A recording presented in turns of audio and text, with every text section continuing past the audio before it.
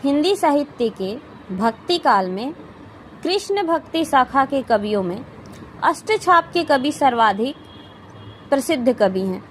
हम सभी जानते हैं कि जो वल्लभ संप्रदाय, जो वल्लभाचार्य द्वारा चलाया गया वल्लभ संप्रदाय या पुष्टि मार्ग था, उसमें बहुत से कवि दीक्षित थे, बहुत से ऐसे भक्त कवि थे जो दीक्षित थे, जो कृष्ण की भक्ति और भजन किया करते थे और बहुत सारी कृष्ण भक्ति परक रचनाएं लिखा करते थे।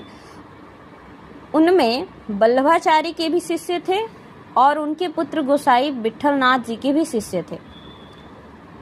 गोस्वामी विट्ठलनाथ जी ने अपने पिता के 4 शिष्यों और अपने 4 शिष्यों को लेकर 8 भक्त कवियों का एक समूह बनाया, उन पर अपनी आशीर्वाद की छाप लगाई, जिन्हें अष्टछाप के कवि कहा गया।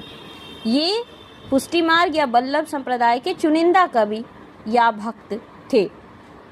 ये 8 कवि थे: कुंभनदास, सूरदास, परमानंद दास, कृष्णदास, चित्त स्वामी, गोविंद स्वामी, चतुर्भुज दास और नंददास।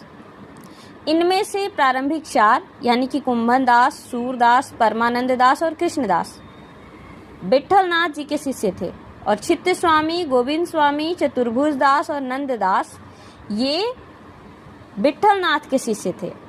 4 वल्लभाचार्य के और 4 विट्ठलनाथ के शिष्य थे और इन 8 को मिलाकर अष्टछाप की शाखा बनती है। अष्टछाप या अष्टसखा इनको कहा जाता है। ये भक्त कवि कृष्ण भक्ति शाखा में सर्वाधिक प्रसिद्ध कवियों में आते हैं।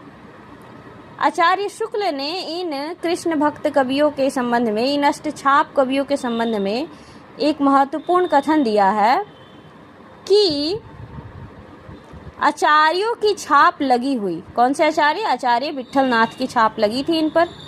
शुक्ल जी कहते हैं कि आचार्यों की छाप लगी हुई 8 वीणाएं श्री कृष्ण की प्रेम लीला का कीर्तन करने उठी, जिनमें सबसे ऊंची, सुरीली और मधुर झनकार अंधे कवि सूरदास की वीणा की थी।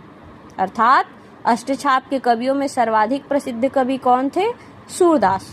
और हम सभी जानते हैं उसके बाद नंददास आते हैं प्रसिद्धि की दृष्टि से। ऐसे ही महत्वपूर्ण तथ्यों के लिए चैनल को लाइक और सब्सक्राइब करें। धन्यवाद।